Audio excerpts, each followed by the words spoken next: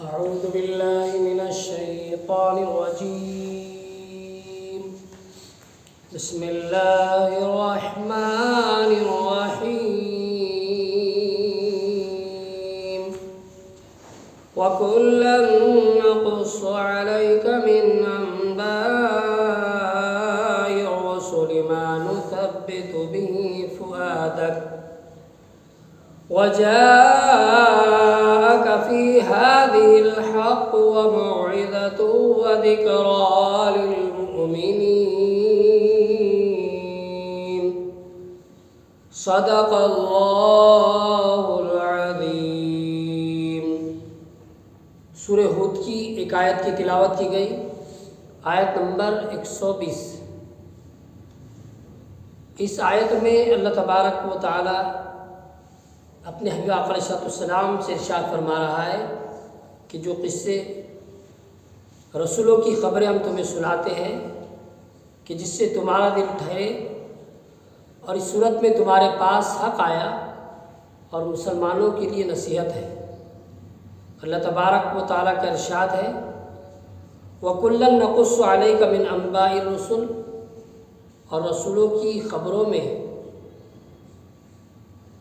ہم سب تمہیں سناتے ہیں مَا نُثَبِّتُ بِهِ فُؤَادَكَ، جس سے تمہارے دل کو قوت دے.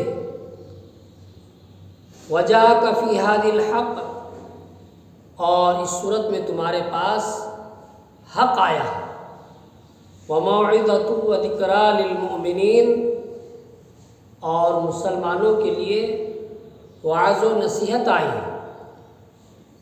اس صورت میں اللہ تعالیٰ نے سابقہ امتوں کے واقعات اور ان کی طرف سے ان کے انبیاء کرام علیہ السلام کو جو کچھ پیش آیا وہ بیان فرمایا.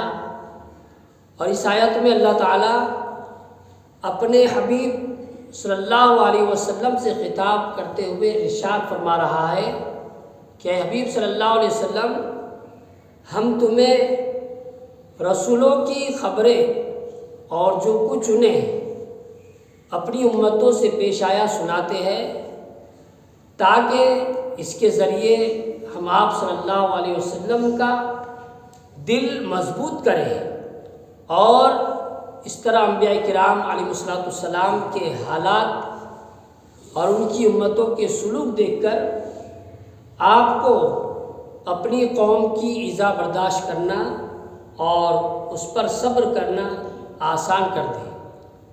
اس آیت سے معلوم ہوا کہ اللہ والوں کے ذکر سے دل کو چین نصیب ہوتا ہے. یاد رہے کہ انسان اپنی زندگی میں رونما ہونے والے طرح طرح کے واقعات اور حادثات کی وجہ سے بسا اوقات انتہائی مایوس ہو جاتا ہے، حتیٰ کہ اگر کبھی کوئی خوشی بھی نصیب ہو تو اس سے دل میں خوشی پیدا ہونے یا اس خوشی کو محسوس کرنے کے بجائے اس کی اداسی میں اور اضافہ ہوتا جاتا ہے.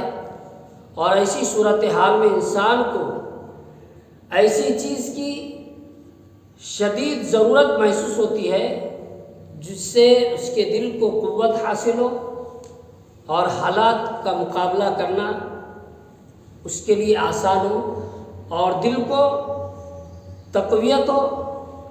اور دل کی تقویت کا ایک اہم ذریعہ انبیاء کرام علیہ السلام اور صحابہ کرام اور دیگر بزرگان دین کے حالات اور واقعات کا مطالعہ کرنا بھی ہے، کیونکہ جب آدمی اللہ تعالیٰ کی بارگاہ میں ان کی مقبولیت، مقام اور مرتبہ دیکھے گا اور دنیا میں انہیں جو حالات پیش آئے اور جن مصائب اور مشکلات کا انہیں سامنا کرنا پڑا ان پر نظر کرے گا اور اس کے مقابلے میں ان کے صبر و تحمل اور رضا الہی پر راضی رہنے کے بارے میں غور و فکر کرے گا تو اس کے دل کو تسکین حاصل ہوگی اور اسے مصائب اور مصیبتوں کا آلام کا سامنا کرنے میں دلی قوت حاصل ہوگی اور وہ ذہنی طور پر خود کو پرسکون محسوس کرے گا۔ وَجَاءَ فِي هَذِهِ الْحَقِّ، یعنی اس آیت میں حق سے مراد توحید اور رسالت اور قیامت کے وہ دلائل ہیں جنہیں اس صورت میں بیان کیا گیا ہے۔ موعظۃ کا معنی ہے کہ جس کے ذریعے نصیحت حاصل کی جائے۔ یہاں اس سے مراد سابقہ امتوں کی ہلاکت کا بیان ہے جس کا ذکر اس صورت میں ہوا ہے۔ وَذِكْرَىٰ لِلْمُؤْمِنِينَ سے مراد یہ ہے کہ مسلمان سابقہ امتوں پر نازل ہونے والے عذاب کا سن کر اس سے عبرت حاصل کرے اور اللہ تعالیٰ کی بارگاہ میں اپنے گناہوں سے توبہ کرے۔ مسلمانوں کا بطور خاص اس لیے ذکر کیا گیا کہ انبیاء کرام علیہ السلام کے واقعات سن کر مسلمان ہی نصیحت حاصل کرتے ہیں۔ صدق اللہ العظیم۔